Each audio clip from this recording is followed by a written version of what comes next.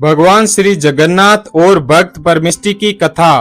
आज से लगभग 400 वर्ष पहले दिल्ली में परमेष्टि नाम का काले रंग का एक कुबड़ा दर्जी रहता था। शरीर से कुरूप होने पर भी वह हृदय से भगवान जगन्नाथ का परम भक्त था। उसकी पत्नी का नाम विमला था। उसके एक पुत्र और 2 कन्याएं थी। उसे स्त्री पुत्रादि का कोई मोह नहीं था। भगवान नाम में उसकी अपार श्रद्धा थी।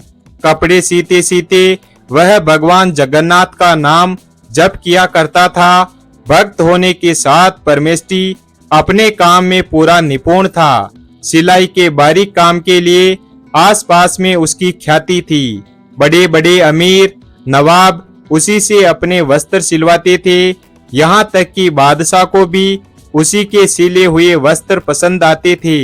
एक बार बादशाह के सिंहासन के नीचे 2 बढ़िया गलीचे उनके पैर रखने के लिए बाजार से लाकर बिछाए गए।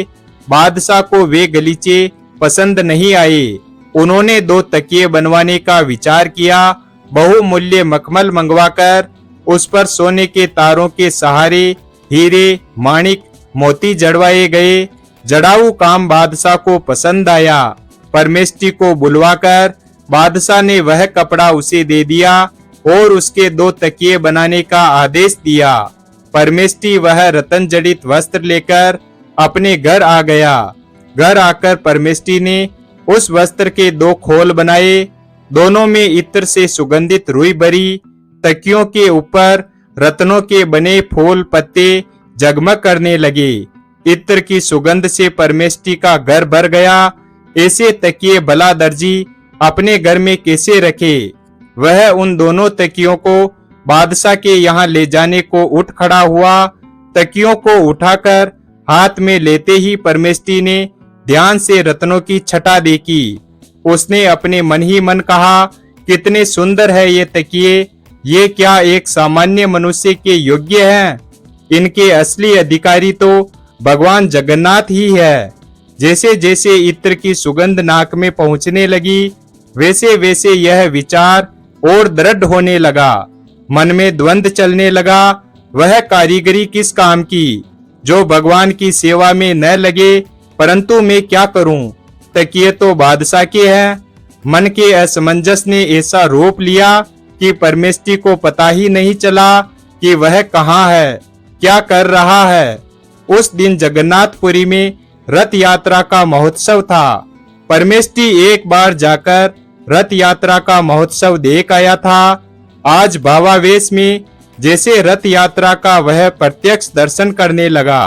परमेष्टि देख रहा है श्री जगन्नाथ जी रथ पर विराजमान है।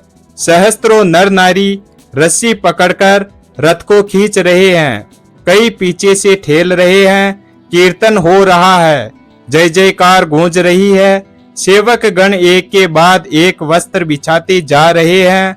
श्री जगन्नाथ जी एक वस्त्र से दूसरे वस्त्र पर पधारते हैं। सहसा रथ के कठिन आघात से जगन्नाथ जी के नीचे बिछाया हुआ वस्त्र फट गया। सेवक मंदिर में दूसरा वस्त्र लेने दौड़े पर उन्हें देर होने लगी। परमेष्टि से यह दृश्य देखा नहीं गया। उन्होंने शीघ्रता से 2 तकियों में से एक तकिया भगवान जगन्नाथ जी को अर्पण कर दिया। प्रभु ने उसे स्वीकार कर लिया। परमेष्टि के आनंद का पार नहीं रहा। वह आनंद के मारे दोनों हाथ उठाकर नाचने लगा। परमेष्टि ने स्वप्न नहीं देखा था। सचमुच रथ यात्रा में भगवान श्री जगन्नाथ स्वामी के नीचे का एक वस्त्र फट गया था और पुजारियों ने देखा कि किसी भक्त ने रथ पर एक बहुमूल्य रत्न जड़ित तकिया प्रभु को चढ़ा दिया है। यहाँ होश में आकर परमेष्टि ने देखा कि एक तकिया गायब है। उसे बड़ा आनंद हुआ। सर्व अंतर्यामी प्रभु ने उसके हृदय की बात जानकर एक तकिया स्वीकार कर लिया। अब परमेष्टि को किसी का भय या डर नहीं था। वह बादशाह उसके प्राण ही तो ले सकता है। वह कहाँ मृत्यु से डरता है। उसके दयालु प्रभु ने उस पर इतनी कृपा की कि वह तो आनंद के मारे कीर्तन करता हुआ नाचने लगा। उधर बादशाह के सिपाही परमेष्टि दर्जी को बुलाने आए तो वह सिपाहियों के साथ राजभवन के लिए रवाना हुआ। एक तकिया लेकर वह बादशाह के पास पहुंचा। बादशाह तकिए की कारीगरी देखकर बहुत संतुष्ट हुआ। बादशाह ने दूसरे तकिए के बारे में पूछा। परमेष्ठी ने निर्भयता पूर्वक कहा, उसे तो नीलांचल नाथ श्री जगन्नाथ स्वामी ने स्वीकार कर लिया। पहले तो बादशाह ने परिहास समझा। वह बार बार पूछने लगा। जब दर्जी ने यही बात अनेक बार कही, तब बादशाह को क्रोध आ गया। उन्होंने परमेष्ठी को कारागार में डालने का आदेश दे दिया। परमेष्ठी कारागार की अंधेरी कोठरी में पड़े पड़े प्रभु का स्मरण कर रहे थे। सहसा हथकड़ी टूट गई। तड़ाक तड़ाक करके बेड़ियों के टुकड़े उड़ गए। बड़बड़ा कर बंदी गृह की कोठरी का द्वार खुल गया। परमेष्ठी के सामने एक अपूर्व ज्योति प्रकट हुई। दूसरे ही क्षण चक्रधारी प्रभु ने उसे दर्शन दिया। परमेष्ठी आनंद मग्न होकर प्रभु के चरणों में लौटने लगे। प्रभु ने कहा, परमेष्ठी, मेरे भक्त से अधिक बलवान संसार में और कोई नहीं है। किसका साहस है जो मेरे भक्त को कष्ट दे? आ बेटा, मेरे पास आ। परमेष्ठी तो कृतार्थ हो गया।